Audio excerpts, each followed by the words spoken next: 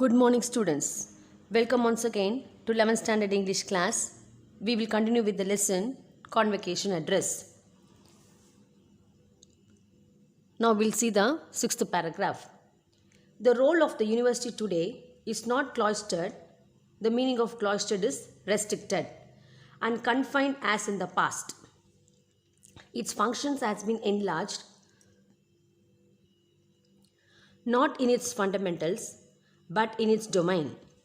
It has to take into account the commonness, but trim and train, guide and lead him before being asked to do his duty as the citizen of a democracy. A task which kindles sweet hopes, but which demands patience and perseverance. The meaning of perseverance is continuous effort. Faith and confidence. Faith in himself and in others, and confidence in his inherent ability. The meaning of inherent is inborn ability to shoulder the responsibilities. The common man has become the origin of a potential ruler and the duty today. The responsibility today of the universities is to fashion out of him an individual fitted and equipped for the task of making democracy fruitful and effective.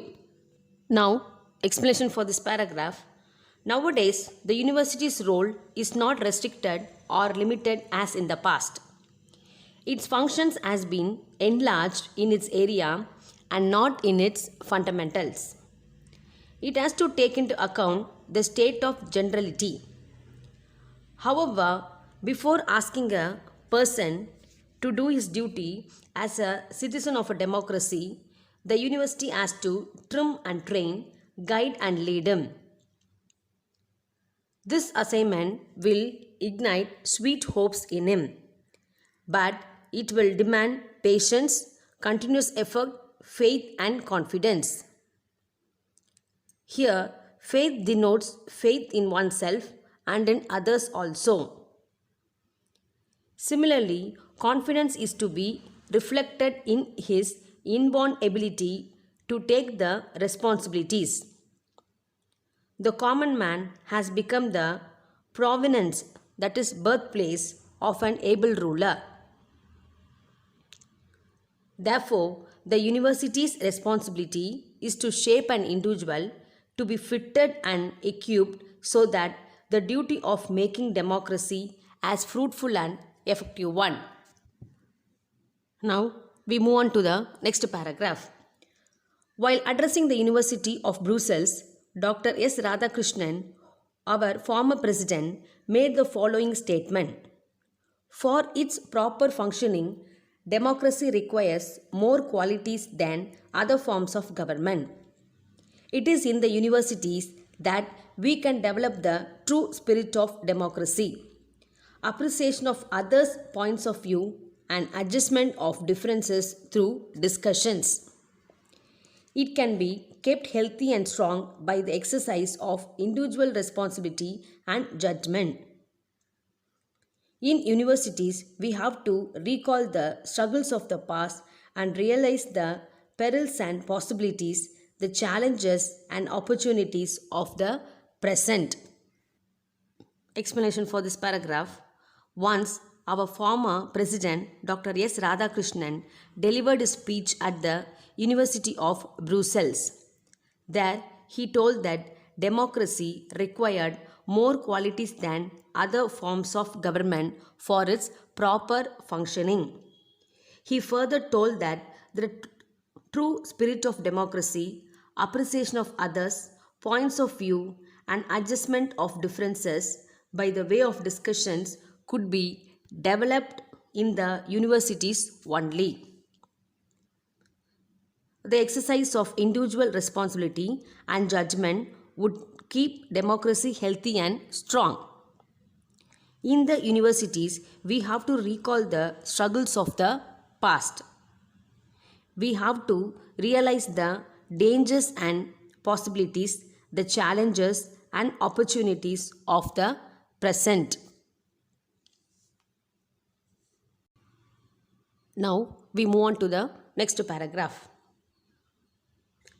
Graduates of the year, I wish you all a prosperous future. For after all, the immediate concern of every individual, graduate or no graduate, is to acquire the means for a decent living. This is the first motivation for all human activity and no one can ignore it. But that ought not to be the sole objective.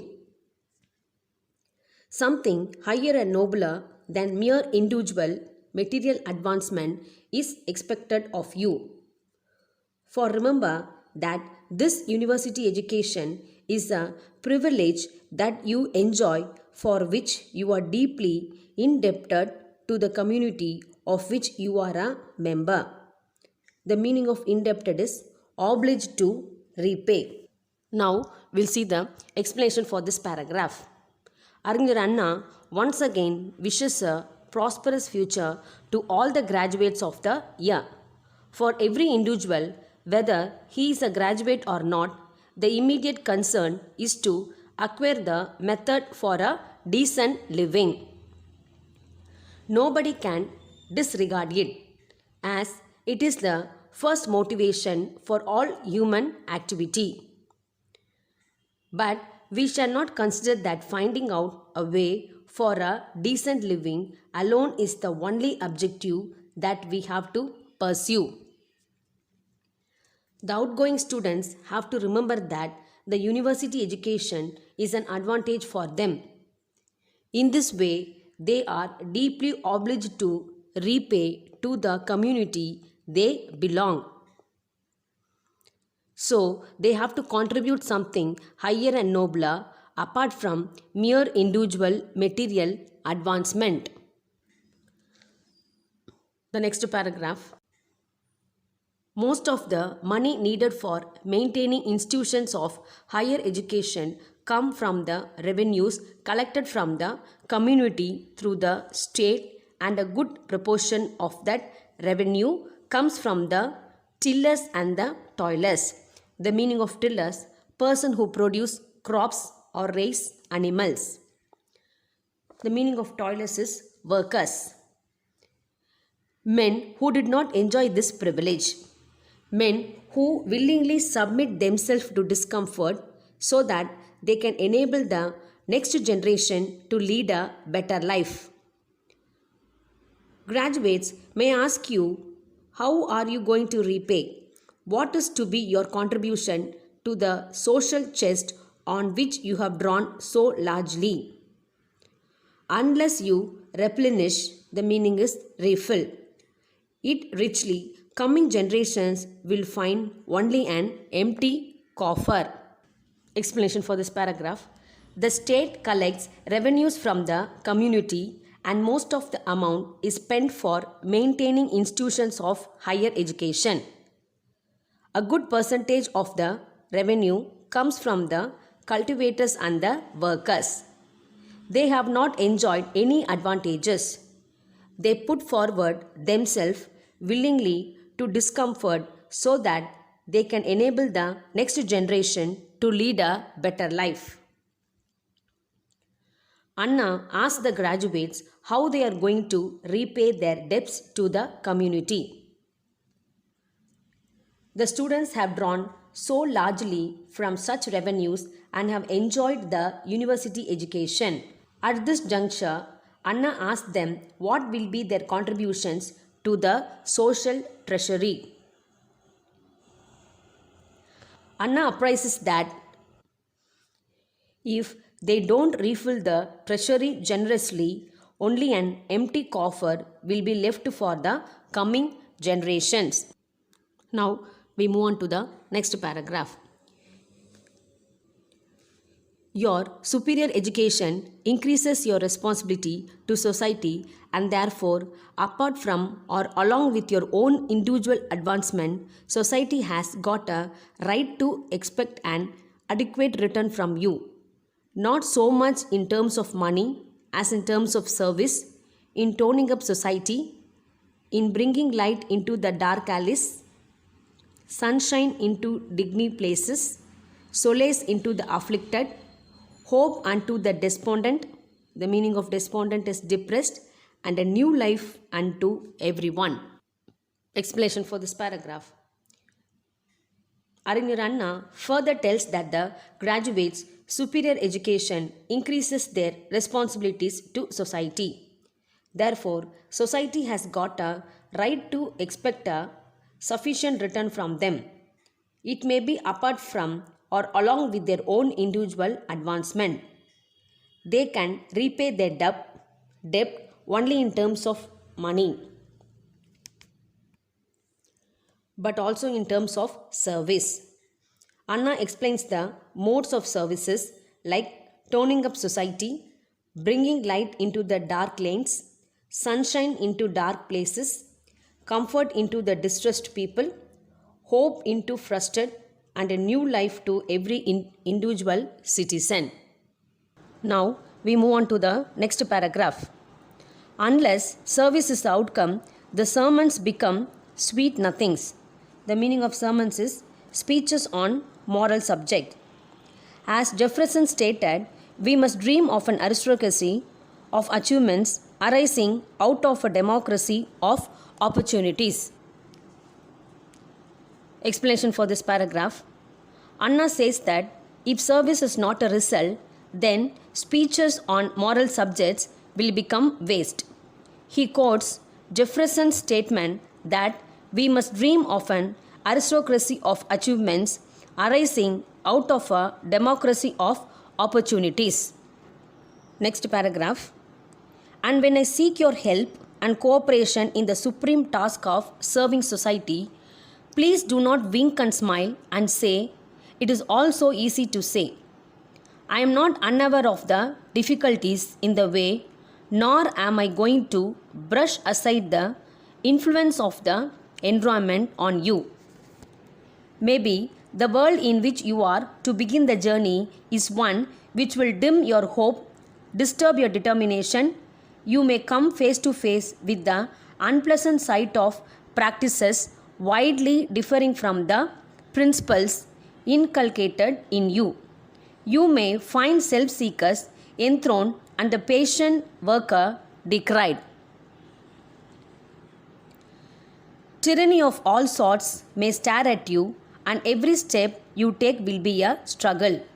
I admit that the environment is such that even people with robust optimism will be discouraged and forced to take to the path of ease and comfort. Anna requests the graduates that when he seeks their help and cooperation in the supreme task of serving society, they shall not blink and smile and say that it is all very easy to tell.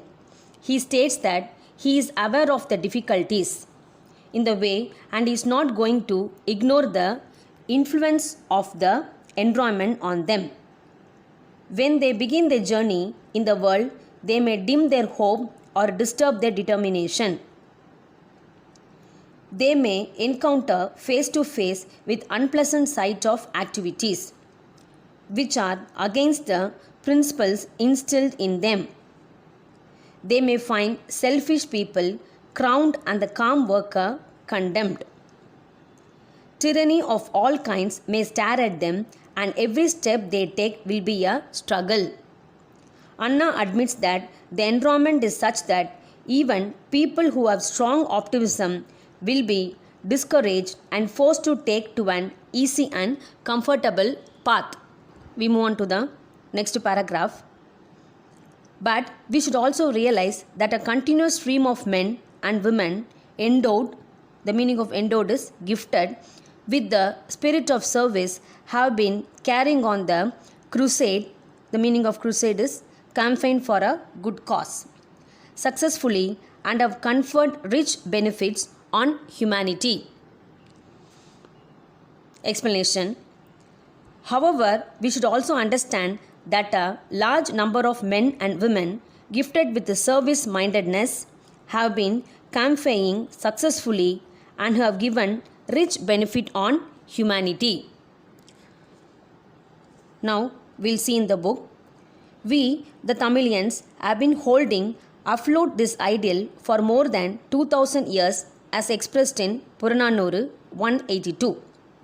As inheritors of that rich legacy, the meaning of inheritors is successors. You are best suited to overcome even the environment and serve society to the best of your.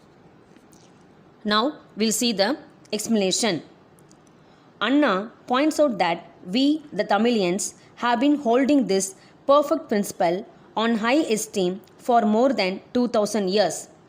It has been expressed in Purananuru, song number 182. He tells the graduates that they are best fitted to overcome even the environment and serve society to the best of their abilities. It is possible because they are the successors of such an affluent. Now we'll see the last paragraph in the book. I am confident that you are being sent into the world wide. With this objective, you are bound to win, for you are adequately equipped with the spirit supplied by this great institution.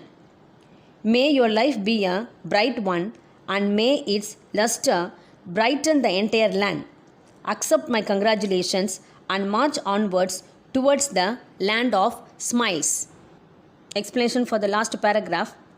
At the end of his speech, Anna tells the graduates that he is confident that they are being sent into the world wide with the objective of serving society. He assures that they are bound to win because they are adequately equipped with the spirit contributed by the great institution, Annamalai University. He once again wishes their life to be a bright one and the entire land be brightened by the glow of reflected light. He requests them to march towards the land of smiles. Students, I have completed the lesson. Hope you have understood. Thank you, students.